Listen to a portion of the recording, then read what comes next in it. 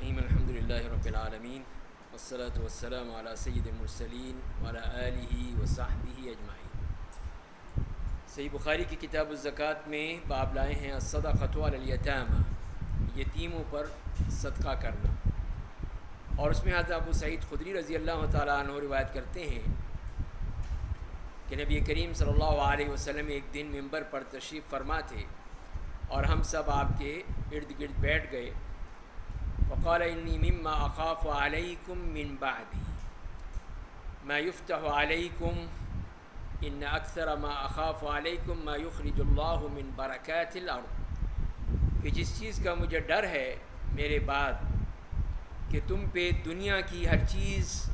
تمہارے لیے کھول دی جائے گی، اور جس چیز کا میں کثرت سے مجھے ڈر ہے کہ جتنی بھی زمین کی برکتیں ہیں وہ سب اللہ تعالیٰ تمہیں دے دے گا، تمہیں سب مل جائیں گی۔ تو پوچھا گیا کہ زمین کی برکتیں سے آپ کی کیا مراد ہے؟ تو آپ نے فرمایا کہ زہرۃ الدنیا وزینتها، کہ دنیا کی یہی خوبصورتی اور اس کی یہی زیبائش آرائش، یہ سب چیزیں ہیں۔ تو ایک شخص نے پوچھا کہ یا رسول اللہ اویات الخیر بالشر، کہ یہ بتائیے کہ کیا خیر جو ہے وہ شر لے کر آتا ہے؟ تو نبی کریم صلی اللہ علیہ وسلم خاموش ہو گئے، آپ نے جواب نہیں دیا۔ تو کہا گیا کہ کیا وجہ ہے کہ نبی کریم صلی اللہ علیہ وسلم بات کر رہے ہیں، نہ کوئی ان سے بات کر رہا ہے، ایک دم خاموشی کیوں ہو گئی؟ تو ہم نے دیکھا کہ آپ پر وحی نازل ہو رہی ہے، اور اس کے بعد ہم بالکل خاموش ہو کر بیٹھ گئے دیکھنے کے لیے کہ اب آپ پر کیا وحی نازل ہوتی ہے، کیا اللہ کی طرف سے پیغام آتا ہے۔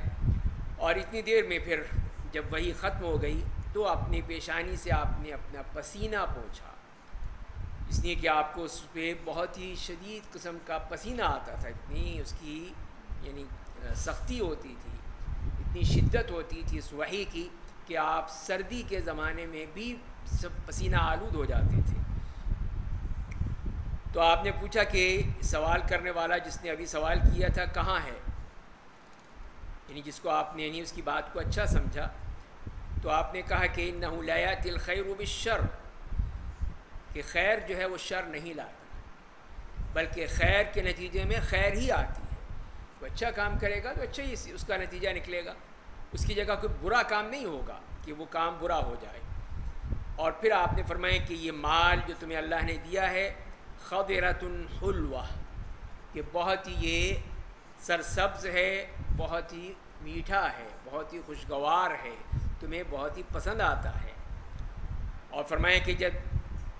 زمین پہ بہار آتی ہے اور خوب سبزہ پیدا ہو جاتا ہے، خوب چراگاہیں بن جاتی ہیں، خوب وہاں پہ سبزہ ہی سبزہ نظر آتا ہے، تو اس وقت پھر جانور جو ہے وہ چرتا ہے۔ ایک جانور تو وہ ہے کہ جو اتنا کھاتا ہے کہ وہ کھائے چلا جاتا ہے یہاں تک کہ وہ مر جاتا ہے، یعنی یہی اس کی جو کثرت سے کھانا ہے یہ اس کو مار دیتا ہے، یا وہ اس کے قریب پہنچ جاتا ہے، مرنے کے قریب پہنچ جاتا ہے اپنے اسی یعنی بغیر روک ٹوک کے کھانے کی وجہ سے، سوائے یہ ہے کہ الا آکلۃ الخضراء، سوائے وہ جو جانور ہیں جو صرف سبزہ کھاتے ہیں، صرف سبزہ لیتے ہیں، سبزہ کھاتے ہیں، اور جب ان کا جسم خوب بھاری ہو جاتا ہے اور پھر وہ سورج کے سامنے آتے ہیں تو اس وقت پھر وہ جو خارج کرتے ہیں جو کچھ بھی ان کے وہ خارج ہوتا ہے ان کے پیٹ سے، تو اس کے بعد وہ سب کچھ نکلتا چلا جاتا ہے اور یہاں تک کہ وہ ختم ہو جاتا ہے۔ اور پھر آپ نے فرمایا کہ یہ مال دوبارہ پھر یہی فرمایا کہ خضرۃ حلوہ، بہت ہی یہ خوبصورت ہے، بہت ہی دل کو لبھانے والی چیز ہے، پیسہ اور دولت، اور لیکن بہترین مال وہ ہے جو ایک مسلمان کے لیے ہے، ایک مسلمان کے لیے جو مال ہے اور جو اس کے حق کے ساتھ لیتا ہے، یعنی اس نے کوئی ناحق نہیں لیا، کسی کا مال یا کسی کا چوری نہیں کی، ڈاکہ نہیں ڈالا، مال غصب نہیں کیا، بلکہ صحیح حق طریقے سے لیا ہے، صحیح طریقے سے لیا ہے، اور پھر اس میں سے اس نے مسکین کو دیا، یتیم کو دیا، مسافر کو دیا۔ یا نبی کریم صلی اللہ علیہ وسلم نے جیسے فرمایا کہ جس نے اس کو حق کے ساتھ لیا اور حق میں ہی رکھا ہے، حق کے ساتھ لے کر اور حق کے مطابق ہی خرچ کیا ہے، تو وہ بہترین مال ہے، اس کا وہ بہترین مال ہے۔ اور اس کے بعد دوسرا فرمایا کہ جو اس کو بغیر حق کے لیتا ہے، یعنی کہ وہ مال اس نے جائز طریقے سے نہیں لیا اور نہ ہی اس کو جائز جگہ پہ خرچ کیا، تو وہ اس طرح ہے جو کھاتا ہے لیکن پیٹ نہیں بھرتا، اس کا پیٹ نہیں بھرتا بلکہ وہ کھاتا چلا جاتا ہے۔ یہ اس طرح ہے وہ شخص کہ جس نے غلط طریقے سے اخذ کیا ہے۔ اور پھر فرمائیں کہ وہ یکون شہیداً علیہ یوم القیامہ، اور قیامت کے دن یہ اس پر گواہی بن جائے گا، اس پر گواہی ہو جائے گی کہ اس نے جو پیسہ جمع کیا تھا اس کا حق ادا نہیں کیا۔ تو نبی کریم صلی اللہ علیہ وسلم مثالیں دے کر سمجھایا ہے، اس جانور کی طرح کہ جو کھائے چلا جاتا ہے، نتیجہ کیا نکلتا ہے؟ پھر وہ بالکل ہی اپنے سب چیز خارج کرتا ہے، پتلے پتلے پخانے کر کے ہر جگہ وہ گوبر کے ڈھیر لگا دیتا ہے اور اس کو کوئی فائدہ نہیں ہوتا، اس لیے کہ اس نے بالکل ناحق کھایا ہے۔ یہی کہا کہ مال کھانے والا جو کہ کھائے چلے جاتا ہے، حلال ہو حرام ہو، جائز ہو ناجائز ہو، جس طرح بھی ہو، بس مال ہڑپ کر جاؤ، پیسے لے لو، تو یہ چیز جو ہے انسان کو تباہ کر دیتی ہے۔ وہ اسی لیے آپ نے فرمایا کہ وہ اس طرح ہے جو کہ کھاتا ہے لیکن اس کا پیٹ نہیں بھرتا، وہ یہ سمجھتا ہے کہ پیٹ خالی ہے میرا، وہ اور کہتا ہے اور لاؤ، پھر یہ ہے کہ بیمار پڑ جاتا ہے۔ ظاہر ہے معدے کے ایک لمٹ ہے، ایک اس کی صلاحیت ہے، اس وقت تک کھائے گا تو فائدہ ہوگا، اس سے زیادہ کھائے گا تو بیمار پڑ جائے گا۔ یہی فرمایا کہ یہ اس کا معاملہ ہے۔ لیکن اس کے مقابلے میں جو شخص حق کے مطابق لیتا ہے، جائز طریقے سے کماتا ہے، کاروبار کے ذریعے سے، تجارت کے ذریعے سے، ملازمت کے ذریعے سے، جو بھی اللہ نے اس کو دیا ہے اس کے ذریعے سے وہ کماتا ہے اور پھر اس کو بھی حق ادا کرتا ہے، اس کا حق ادا کرنا، یہ ہے اہم بات کہ جو مال اللہ نے دیا ہے اس کی زکوٰۃ دینی ہے۔ یتیم بچے ہیں ان کو دے رہا ہے، مسکینوں کو دے رہا ہے، معذوروں کو، بیواؤں کو اور مستحقین کو دیتا ہے، تو یہ ہے وہ جو حق کے ساتھ اس کو خرچ بھی کر رہا ہے، تو یہی چیز اس کے کام آئے گی۔ اس کی طرح نہیں کہ جس نے کھایا اور سب کچھ نکال دیا، کچھ نہیں فائدہ ہوا، نہیں، یہ وہ ہے کہ جس کو فائدہ ہوگا دنیا میں بھی اور آخرت میں بھی۔ دنیا میں اللہ تعالیٰ اس کے مال میں برکت عطا فرمائے گا، اتنی برکت ہوگی اس کو سنبھالی نہیں جائے گی، اتنی برکت دے گا اللہ تعالیٰ اس کو۔ اور آخرت میں بھی اس کے لیے وہاں پہ کتنے 70 گنا، 700 گنا، 7000 گنا، جتنا چاہے اللہ تعالیٰ دے دے اس کی نیت کے مطابق، تو وہاں پہ بھی فائدہ ہوگا۔ پھر یہ ہے اس کا فائدہ جو آپ نے بتا دیا کہ جس طرح خاص طور پہ یتیم بچوں پر خرچ کرتا ہے اور یتیموں کا خیال رکھتا ہے۔ اور اسی طرح ایک اور حدیث سے ہم پہلے پڑھ بھی چکے ہیں، جس میں حضرت زینب عبداللہ ابن مسعود کی اہلیہ ہیں، فرماتی ہیں کہ میں مسجد میں تھی تو میں نبی کریم صلی اللہ علیہ وسلم کو دیکھا کہ آپ نے فرمایا کہ صدقہ کرو چاہے اپنے زیورات میں سے کرو، عورتوں سے کہا۔ تو زینب رضی اللہ تعالیٰ عنہ وہ اپنے خرچ کرتی تھیں اپنے شوہر عبداللہ ابن مسعود پہ، اور ان کے پاس کوئی یتیم بچے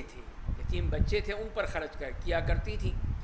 تو انہوں نے عبداللہ ابن مسعود سے کہا اپنے شوہر سے کہ تم رسول اللہ صلی اللہ علیہ وسلم سے یہ پوچھ کے یہ بتاؤ کہ جو میں خرچ کرتی ہوں تم پر اور یتیم بچوں پر، تو کیا یہ صدقہ جو ہے وہ ہمارے لیے کافی ہو جائے گا؟ زکوٰۃ بھی ہو جائے گی، صدقہ بھی ہو جائے گا کہ نہیں ہوگا؟ کہ میں تمہیں دے رہی ہوں، شوہر ہے، اور ان کو دے رہی ہیں، وہ خود ہو سکتا ہے مالدار ہو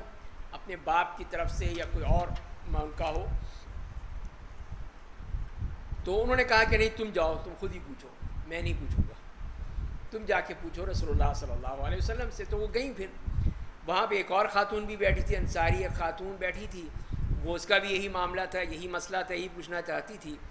تو حضرت بلال آئے تو انہوں نے کہا کہ تم یہ نبی کریم صلی اللہ علیہ وسلم سے ہمارا یہ مسئلہ پوچھ کے بتا دو، ہم نہیں جانا چاہتے ہیں، تم بتا دو ہمیں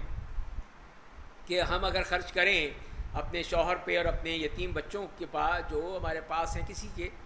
ان پر خرچ کریں تو کیا وہ ہمارے لیے کافی ہو جائے گا؟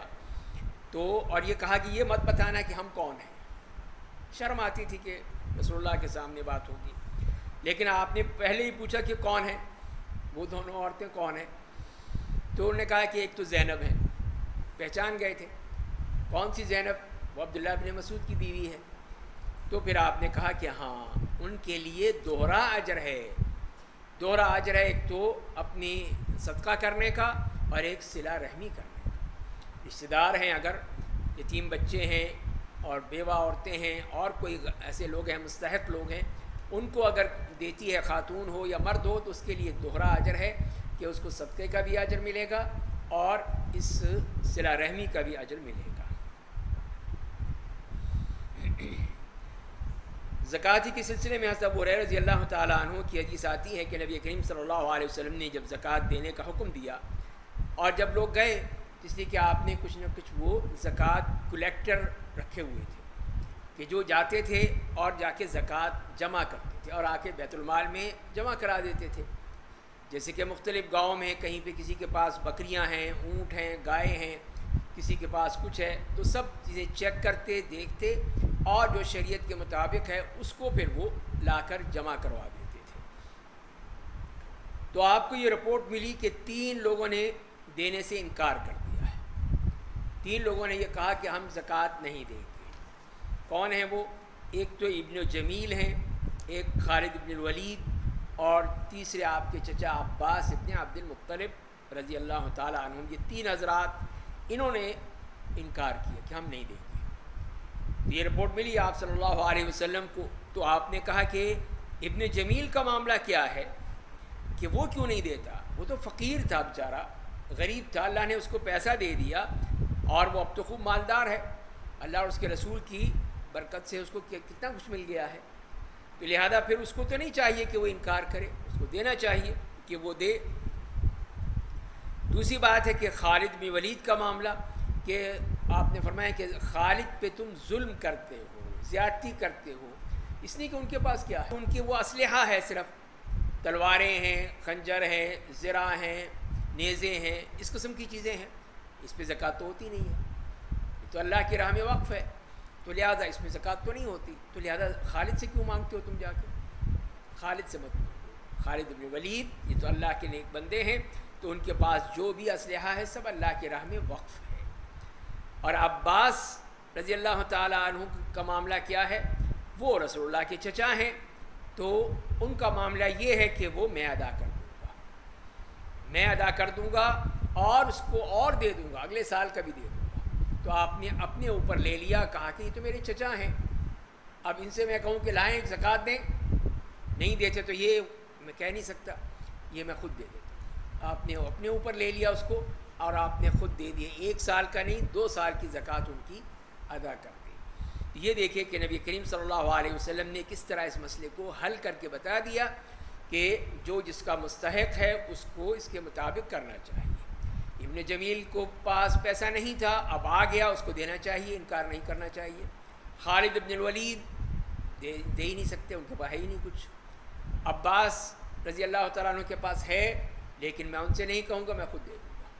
اس لیے کہ وہ میرے چچا ہیں. اسی طرح پھر اسی حوالے سے کہ مال کے بارے میں انسان کو کتنا پاک دامن ہونا چاہیے، کہ ابو سعید خدری رضی اللہ تعالیٰ عنہ فرماتے ہیں کہ انصاری کچھ صحابہ آئے اور نبی کریم صلی اللہ علیہ وسلم سے مانگا کچھ کہ آپ ہماری مدد فرمائیے، تو آپ نے دے دیا. پھر مانگا، پھر دے دیا، یہاں تک کہ آپ کے پاس ختم ہو گیا، نہیں رہا کچھ بھی. تو اس وقت جب آپ کے پاس ختم ہو گیا تو آپ نے ان سے صاف کہہ دیا کہ ما یکن عندی من خیر فلن ادخرہ عنکم، اگر میرے پاس کوئی چیز ہے تو میں کبھی بھی اس کو تم سے بچا کر نہیں رکھوں گا، دے دوں گا. اس لیے کہ میرا نہیں ہے مال، ہے تو اللہ کا مال ہے، تو میں ضرور تمہیں دے دوں گا. لیکن ان کی تربیت فرمائی، تلقین فرمائی، اور یہ کہا کہ وَإِنَّهُ مَنْ يَسْتَعْفِفْ يُعِفَّهُ اللَّهُ، کہ جو بھی اس طرح اپنے ہاتھ نہیں پھیلاتا، پاک دامن اختیار کرتا ہے، عزت نفس کا خیال رکھتا ہے، اللہ تعالیٰ بھی پھر اس کو پاک دامن بنا دیتے ہیں. جو ہاتھ نہیں پھیلائے گا، نہیں مانگے گا، اللہ تعالیٰ بھی اس کی مدد فرما دیں گے. یہ تو کسی سے نہیں مانگتا، لہٰذا میں دوں گا اس کو. تو پہلا سبق یہی ہے کہ مانگنا نہیں ہے، اس طرح ہاتھ نہیں پھیلانا، بلکہ عفت اور پاک دامنی اختیار کرنی ہے. دوسری بات وَمَنْ يَسْتَغْنِ يُغْنِهِ اللَّهُ، اور جو بے نیازی اختیار کرتا ہے، نہیں پیچھے بھاگتا ان چیزوں کے، اللہ تعالیٰ اس کو غنی کر دیتے ہیں، بے نیاز کر دیتے ہیں. دل میں اس کی محبت ختم ہو جاتی ہے دنیا کی،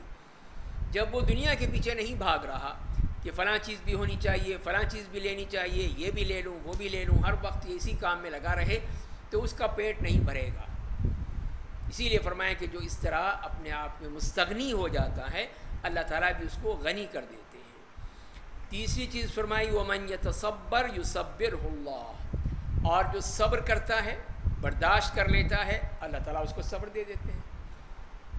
صبر دے دیتے ہیں، اس کے لیے انتظامات خود فرما دیتے ہیں اور اس کو کسی قسم کا کوئی مسئلہ نہیں ہوتا۔ اور پھر فرمایا کہ وما اعطى احد عطاء خيرا واوسع من الصبر، اور صبر سے بڑھ کر کوئی ایسا عطیہ نہیں ہے جو اللہ تعالیٰ نے کسی کو دیا ہو۔ یہ صبر اتنی بڑی نعمت ہے، اتنی بڑی نعمت ہے کہ اس سے وسیع اور اس سے بہتر کوئی نعمت ہو نہیں سکتی کہ انسان برداشت کر لے، صبر کر لے۔ اسی لیے ہمارے لیے رمضان کے روزے رکھے تاکہ ہمیں صبر کی ٹریننگ ہو، صبر کی عادت پڑے، تاکہ ہم برداشت کرنے کی عادت کریں۔ یہ نہیں کہ فوراً چیخنے چلانے لگیں، رونے دھونے لگیں اور پھر اللہ کا شکوہ کرنے لگیں، نہیں، بلکہ ہمیں صبر کرنا ہے، برداشت کرنا ہے۔ اگلی حدیث میں حضرت ابو ہریرہ رضی اللہ تعالیٰ عنہ فرماتے ہیں کہ رسول اللہ صلی اللہ علیہ وسلم نے فرمایا ہے کہ اس ذات کی قسم جس کے قبضے میری جان ہے کہ اگر تم میں سے کوئی شخص اپنی رسی لیتا ہے، رسی لے کر اور اس کے بعد وہ کسی پہاڑ پہ ایک جنگل میں چلا جاتا ہے، وہاں جا کے لکڑیاں کاٹتا ہے اور اس کا جو وہ پوری لکڑیوں کا گٹھا بنا کے اپنی کمر پہ اٹھا کے جا کے بیچتا ہے اور پھر خود بھی کھاتا ہے، صدقہ بھی کرتا ہے، تو وہ اس سے کہیں بہتر ہے جو لوگوں سے مانگتا پھر رہا ہے۔ کوئی اس کو دیتا ہے، کوئی نہیں دیتا، کوئی جھڑک دیتا ہے، کوئی برا کہتا ہے، کوئی دھکے دیتا ہے، کوئی کچھ دے دیتا ہے 1-2 روپیہ۔ یہ اس سے بہتر ہے وہ شخص کہ اس نے محنت مزدوری کی، لکڑی کاٹی،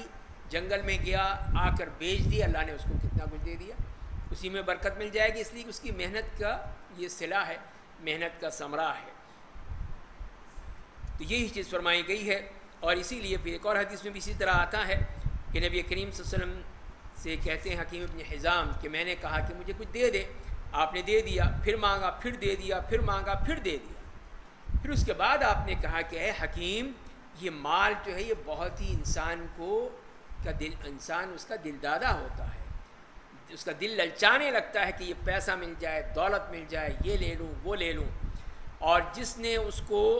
من اخذہ بسخاوت نفس، دل کی وسعت کے ساتھ جس نے اس کو لیا ہے، بورک لہ فیہ، اللہ تعالیٰ اس کو برکت دے دیتا ہے۔ ومن اخذہ باشراف نفس لم یبارک لہ فیہ، اور جو اس کو لیتا ہے لیکن لالچ بھی ہوتا ہے، اس کی نظریں ہوتی ہیں کہ وہ بھی مجھے مل جائے، وہ چیزیں بھی مل جائیں، یہ بھی لے لوں وہ بھی لے لوں، اس کو برکت نہیں ہوتی، اس لیے کہ دل میں تو اس کی لالچ بھرا ہوا، حرص، لالچ، یہ بھی مل جائے وہ بھی مل جائے، یہ بھی لے لوں وہ بھی لے لوں، ہر وقت اسی ادھیڑ بن میں لگا رہتا ہے کہ کسی طرح یہ تمام چیزیں میرے پاس آ جائیں۔ تو فرمایا کہ اس کے لیے برکت نہیں ہے، جس کے پاس ظرف ہے، وسعت نفس ہے، اس کے لیے تو برکت ہے، اس لیے کہ وہ جو مل جاتا ہے وہ اس کو استعمال کرتا ہے، لالچ نہیں کرتا، لوگوں کو دیکھتا نہیں کہ ان کے پاس کیا ہے۔ اس کی مثال وہی تھی جیسے ہم نے پہلے پڑھا تھا کہ اس کی مثال اس طرح ہے جو کھاتا ہے لیکن پیٹ نہیں بھرتا، اس کا پیٹ اس کا بھرتا نہیں ہے، اسی میں لگا رہتا ہے کہ اور مل جائے اور مل جائے۔ اور اسی لیے فرمائیں کہ والید العلیٰ خیر من الید السفلیٰ، کہ دینے والا ہاتھ لینے والے ہاتھ سے بہتر ہے۔ دینے والا ہاتھ تو دے رہا ہے، کچھ کر رہا ہے، چاہے وہ کم ہو یا زیادہ ہو، اس کی کوئی پرواہ نہیں، لیکن دیتا ہے تو اللہ تعالیٰ اس کو قبول کرتے ہیں۔ تو حکیم رضی اللہ تعالیٰ نے کہا کہ یا رسول اللہ، جس ذات نے آپ کو حق کے ساتھ بھیجا ہے، اب آج کے بعد سے اب میں کسی کے سامنے ہاتھ نہیں پھیلاؤں گا، جب تک کہ میں زندہ ہوں اپنی موت تک، اب میں کسی کے سامنے ہاتھ نہیں پھیلاؤں گا، کوئی بھی ہو، نہیں مانگوں گا تو اس سے مانگوں گا بس۔ اور ابو بکر رضی اللہ تعالیٰ عنہ اسی لیے بڑے حکیم تھے، وہ بھی بہت ہی سمجھدار تھے، تو جانتے تھے کہ اب یہ نہیں مانگیں گے، ان کو بلایا کرتے تھے، حکیم آؤ، اور پھر ان کو دیتے تھے کہ یہ لے لو، یہ عطیہ لے لو، یہ وظیفہ لے لو۔ وہ لیتے نہیں تھے، وہ قبول ہی نہیں کرتے کہ نہیں میں نہیں لوں گا، اس لیے کہ میں وعدہ کر چکا ہوں کہ مانگوں گا نہیں، لیکن یہاں مانگ تو نہیں ہے، دے رہے ہیں لوگ، پھر بھی کہہ رہے ہیں میں نہیں لوں گا۔ حضرت عمر رضی اللہ عنہ تشریف لائے، انہوں نے ہی بلایا ان کو، حکیم ادھر آؤ، یہ لو یہ تمہارا حصہ ہے، تمہیں یہ ہدیہ دیا جا رہا ہے، تو کہا کہ نہیں میں نہیں لوں گا۔ اور پھر کہنے کہ انی اشہدکم یا معاشر المسلمین علی حکیم، کہ لوگوں سے سامنے کہا کہ لوگوں دیکھو گواہ رہنا کہ میں نے حکیم کو دیا تھا، اس کا حق تھا، وہ میں اس کو دے رہا ہوں، لیکن اس نے لینے سے انکار کر دیا کہ میں نہیں لوں گا، اور اس کے بعد سے اس نے کبھی کسی سے مانگا بھی نہیں ہے، جب کہ نبی کریم صلی اللہ علیہ وسلم سے جو وعدہ کیا تھا اس نے پھر نہیں مانگا ہے۔ تو یہ چیز ہے کہ جس میں ان کی ایک بہترین شان نظر آتی ہے کہ جب ایک دفعہ کہہ دیا کہ اب نہیں لوں گا تو نہیں لوں گا، صرف اپنے رب سے مانگوں گا، اس سے مانگوں گا وہ دے گا، یقین تھا ان کو کہ وہ دے گا مجھے، تو اور وہ دیتا تھا۔ اس کے مقابلے میں جو مانگتا ہے ہر وقت ہاتھ پھیلاتے رہتے ہیں، آپ دیکھتے رہتے ہیں سڑکوں پہ، گلیوں میں، چوک پہ، کہیں عورتیں ہیں، کہیں بچے ہیں، کہیں نوجوان ہیں، کہیں بوڑھے ہیں یا بڑے ہیں، تو نبی کریم صلی اللہ علیہ وسلم نے جو فرمایا ہے کہ ما یزال الرجل یسأل الناس حتی یأتی یوم القیامت لیس فی وجہہ مزعۃ لحم، کہ مانگنے والا اس وقت تک مانگتا رہے گا یہاں تک کہ قیامت کے دن جب وہ آئے گا اس کے چہرے پر گوشت کا ایک ٹکڑا بھی نہیں ہوگا۔ یہ ہے کہ جس نے اپنے آپ کو ذلیل کیا لوگوں کے سامنے، ہر ایک کے سامنے ہاتھ پھیلا رہا ہے، ہر شخص کے سامنے ہاتھ پھیلا رہا ہے، ہر گاڑی کو نوک کر کے کہہ رہا ہے پیسے کو کچھ دو مجھے، تو اس نے ذلیل کیا اپنے آپ کو، اپنے چہرے کو ذلیل کیا، اسی لیے پھر قیامت کے دن بھی ذلیل ہوگا، اس کے چہرے پر گوشت کا ایک ٹکڑا تک نہیں ہوگا۔ یہ ہے وہ ذلت جو اس کو اٹھانی پڑے گی، اور وہ بھیانک چہرہ خود ہی آپ دیکھ لیجئے، اگر کوئی ایسی